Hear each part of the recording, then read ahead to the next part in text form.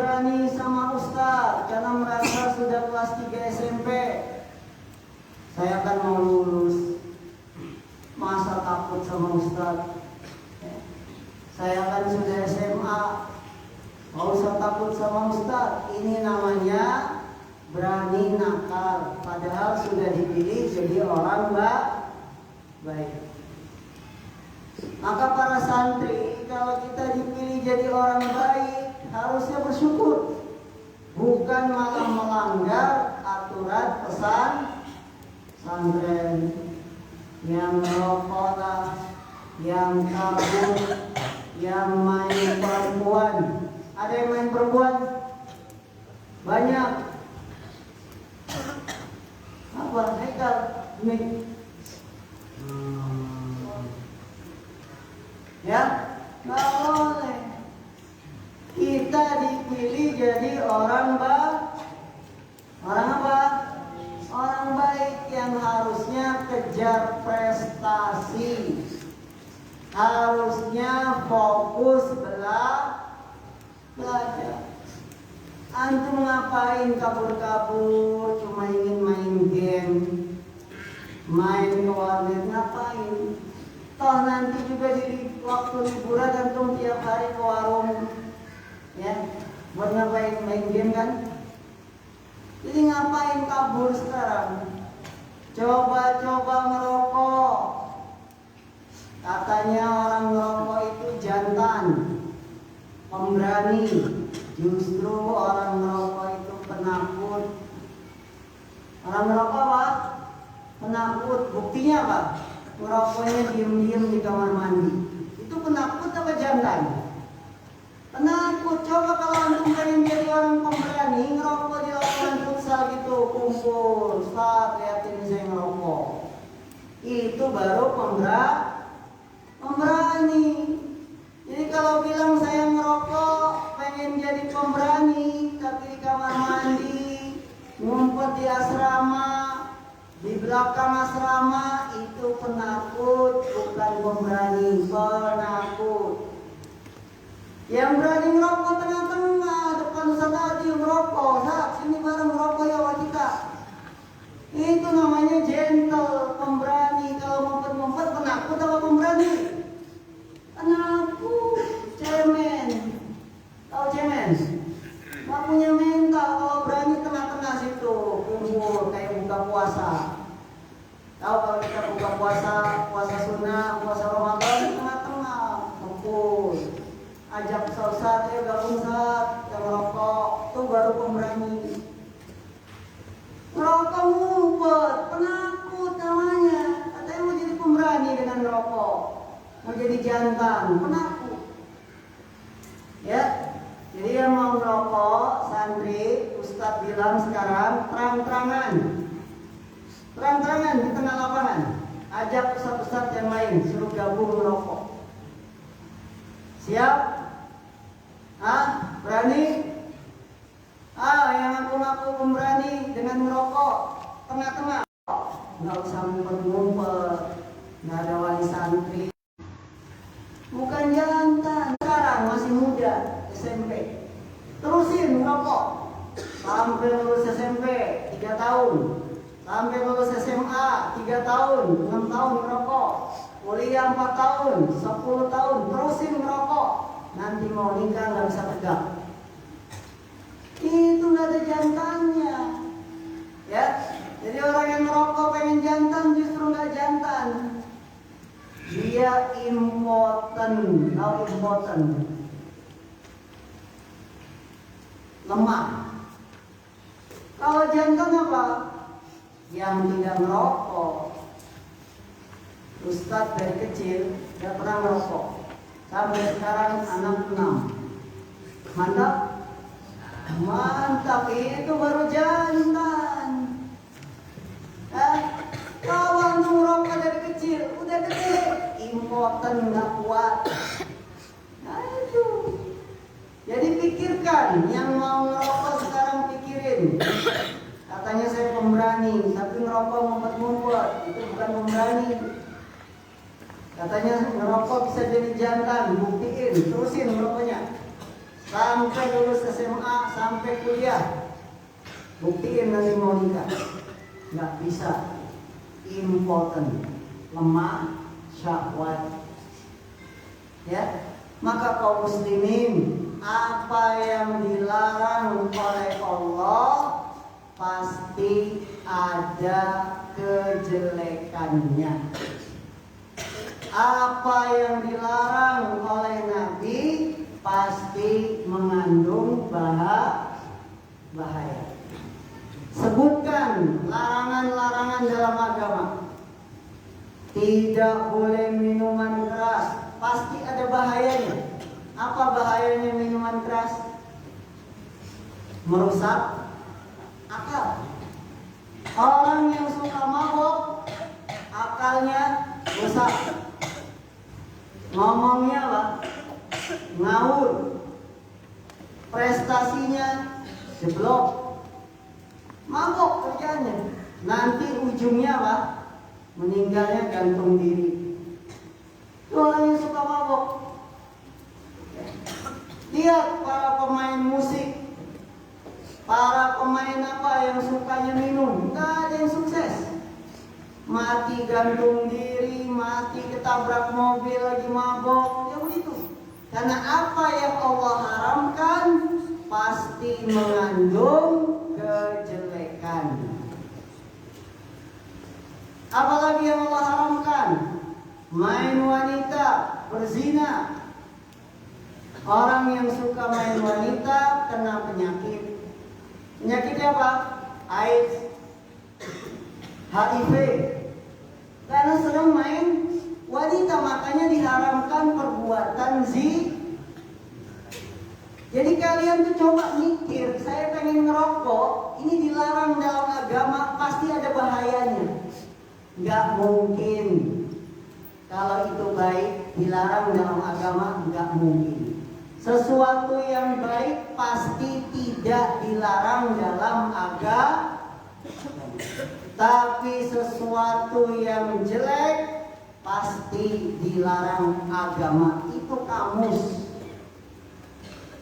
Agama melarang laki-laki main sabun. Kebiasaan diam-diam di kamar mandi pasti ada jeleknya. Antum merasakan sekarang atau nanti pas udah gede, pasti ada pengaruhnya. Ya, bengkak, lemah syahwat dan seterusnya. Makanya agama melarang. Kalau itu baik, agama tidak mungkin melarang. Yang dilarang agama pasti jelek. Ini para santri yang dimuliakan Allah. Jadi antum mikirnya jangan cuma sekarang. Mikirnya nanti 10 tahun ke depan. Sekarang kita nggak mikir apa-apa. Ikut teman merokok. Rasain nanti 10 tahun. Baru kelihatan. Paru-paru bolong. Mau ikut tes jadi polisi ditolak. Kenapa? Paru-parunya kotor.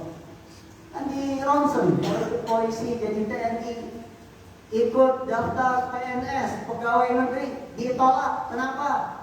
Sering batuk. Ya, ternyata paru-parunya bolong.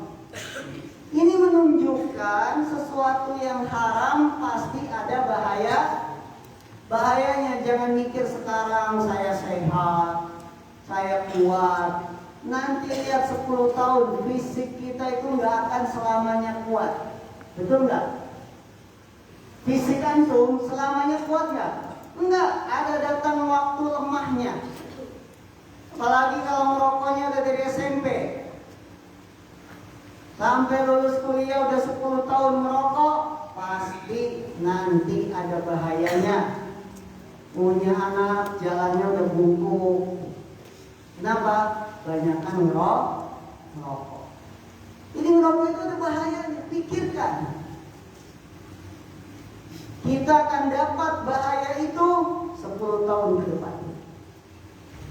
Sebaliknya para santri yang dimuliakan Allah, kalau kita jadi orang baik, taat sama Allah, takut sama Allah. Ini manfaatnya bisa dirasakan setelah kita dewasa. Antum takut sama Allah, antum taat sama Allah, nggak berani ngerokok, nggak berani kabur, taat sama Allah. Manfaatnya antum merasakan ketika sudah gede. Buktikan ini. Kalau kita udah gede baru terasa, oh iya ternyata begini. Pondok melarang kabur, ternyata begini. Nggak boleh ngerokok, ternyata begini.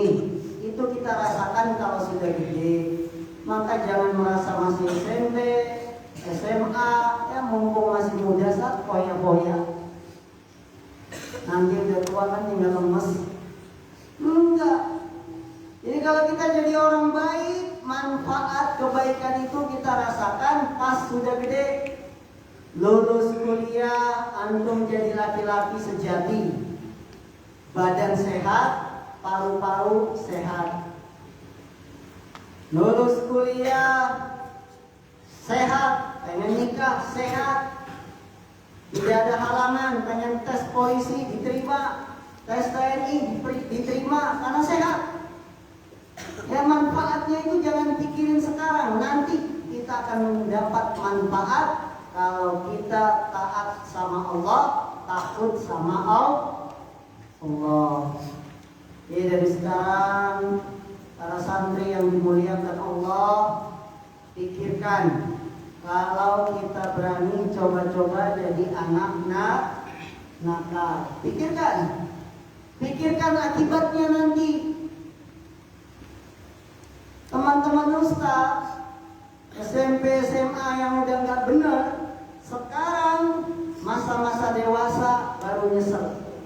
Kenapa dulu saya nakal SMA? Ya, baru nyeselnya sekarang, sudah punya istri, sudah punya anak, baru mikir.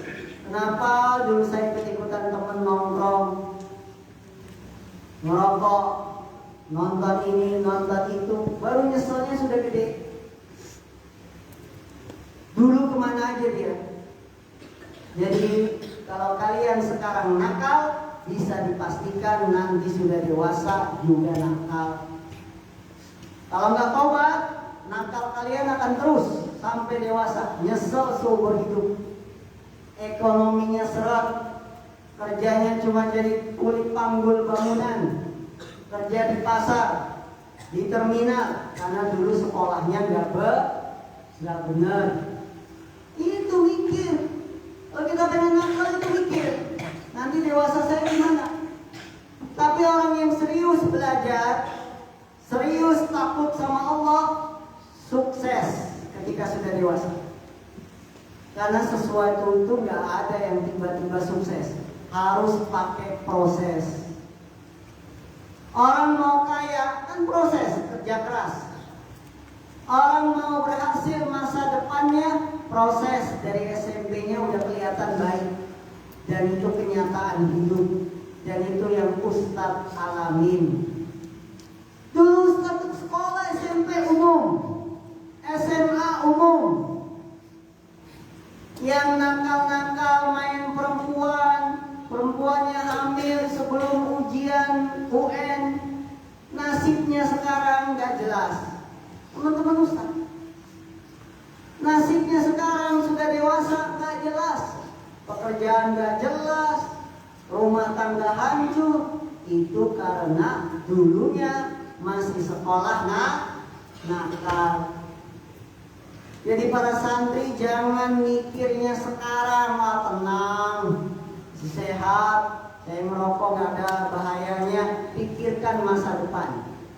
Kalau kita sudah berani nakal sekarang, maka nanti dewasa akan lebih berani nakal. Penyesalannya kapan? Penyesalannya sudah umur 35, 40, baru nyesel. Kenapa saya nggak serius belajar? Ya, ini sebagai pembukaan agar santri terus semangat menuntut ilmu agama. semangat jadi orang baik, semangat untuk apa? Untuk memberikan manfaat kepada orang lain, pada orang tua kita, kepada bapak ibu kita. Jangan sekali-kali berani nakal. Siap, Burhan? Siap. Dafa? Alhamdulillah. Ya, Azmi, Haikal, semuanya harus jadi orang baik. Nah, Hafiz, hadis berikutnya. Wa an Aisyah radhiyallahu anha anna Rasulullah sallallahu alaihi wasallam qala man asabahu qai'un aw rufa'un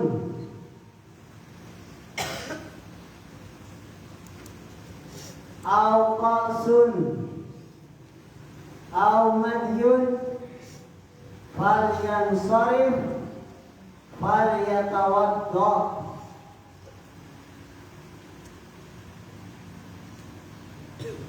Thumma liyabni ala salatihi wa huwa fi dzalika la yatakallam.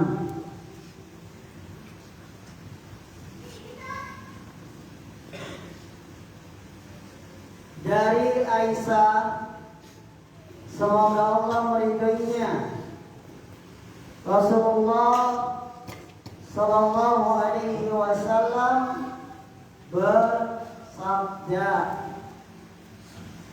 barang siapa yang muntah atau mimisan atau keluar madi, maka hendaklah dia batalkan sholatnya dan berwudu. Maka hendaklah dia batalkan sholatnya dan berwudu, kemudian sholat kembali, dan dia tidak berbicara. Hadis ini derajatnya lemah, mursal, sehingga tidak bisa dijadikan dalil pembatal wudu muntah. Tidak, muntah tidak membatalkan wudu.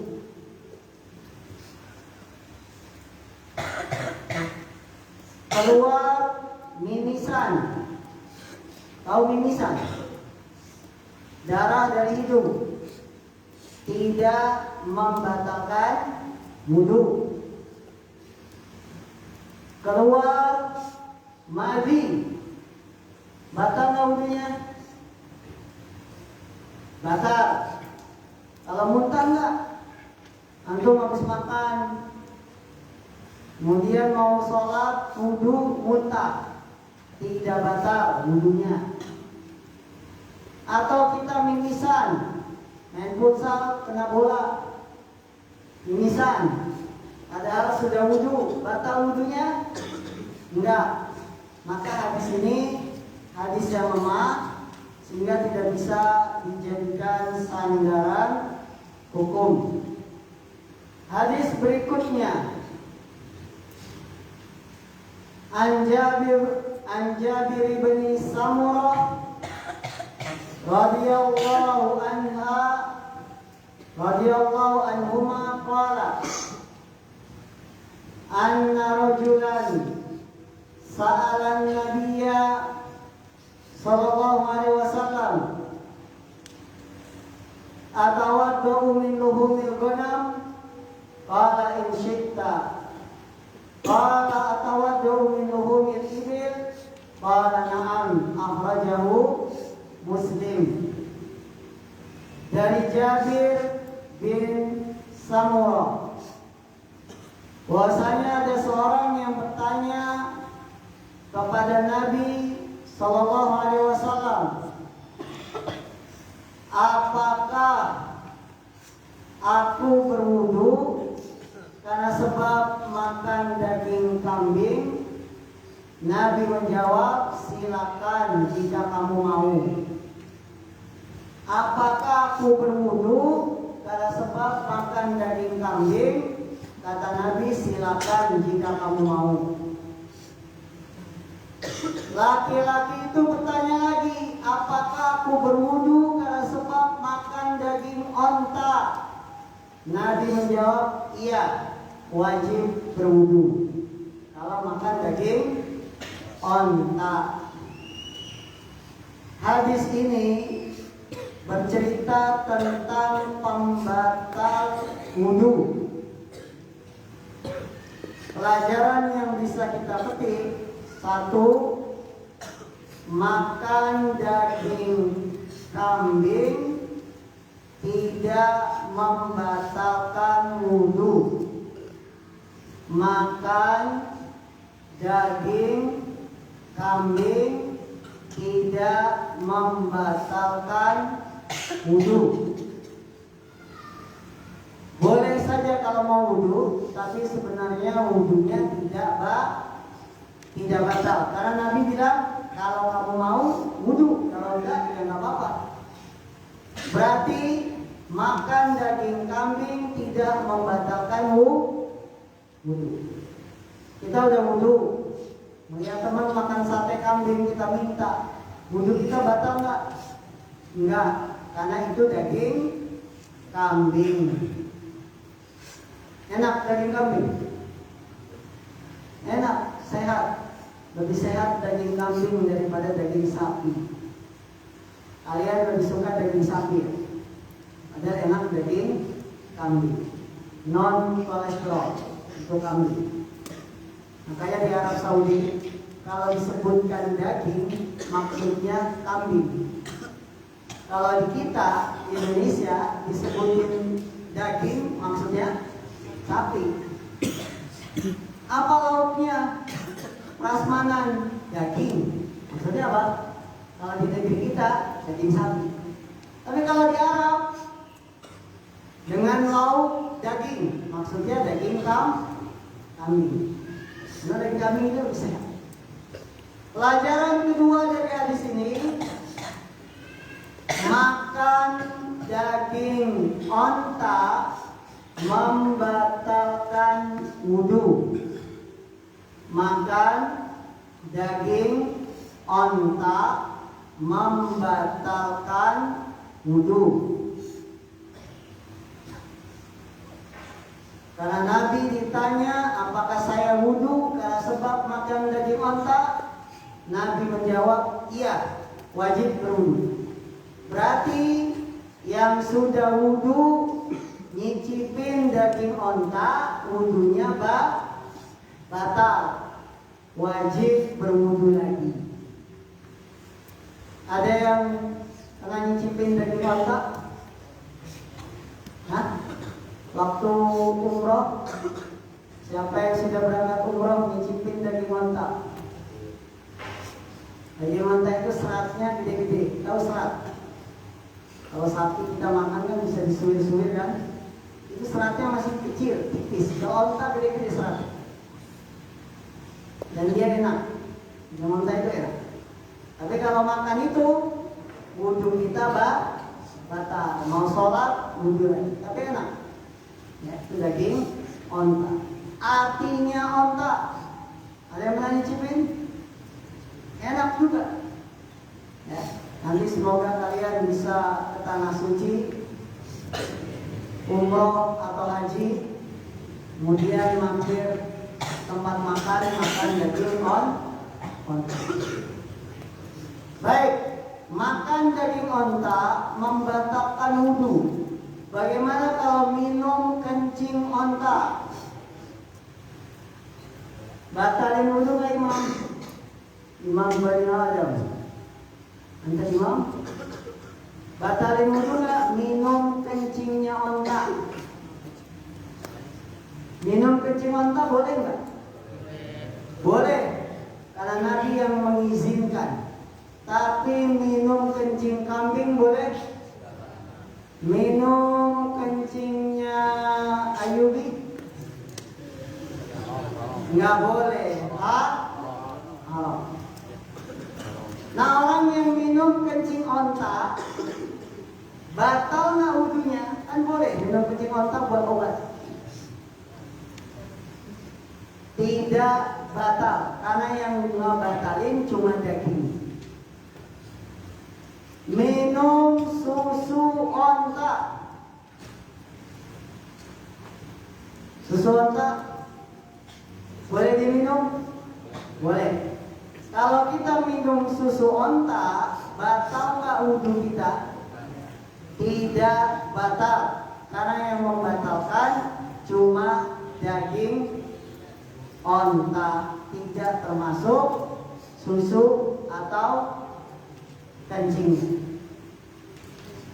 Baik, ada orang masak daging onta pakai kuah, disemur, apa lagi, disop, direndam. Antum gak kebagian dagingnya, cuma nyicipin kuahnya. Kuah rasa daging onta, batal gak wudunya?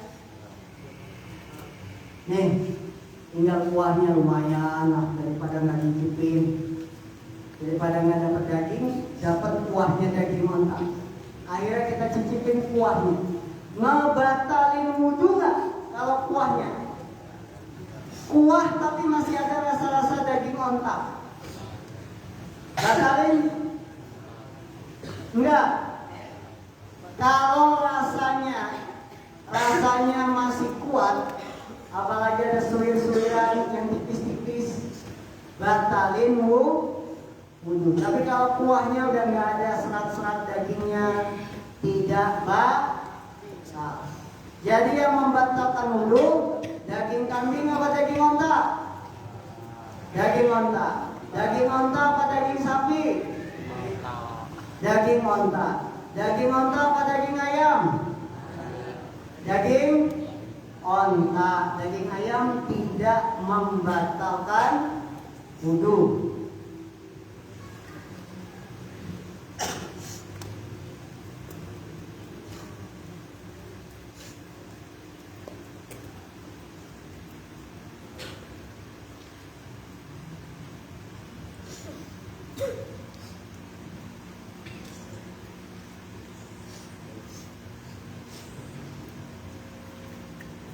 Baik, sampai di sini.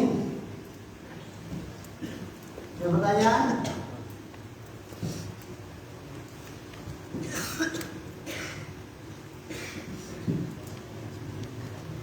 Pertanyaan sampai sini? Kita belajar 1 minggu lagi. Minggu depan. Sekarang Rabu, Kamis, Jumat, Sabtu, Ahad, kemudian Senin sampai Jumat dah selesai. Pekan depannya langsung ujian. Maka jaga kesehatan. Yang batuk-batuk minum jahe merah. Yang mulai pilek-pilek jangan minum es. Beli obat batuk, makanan yang sehat. Apa? Buah. Semangka, jeruk, ini dimakan. Jangan minumnya es, makannya Indomie. Apalagi seblak, saus, gorengan. Jaga kesehatan. Apalagi kita mau rihlah, jalan-jalan.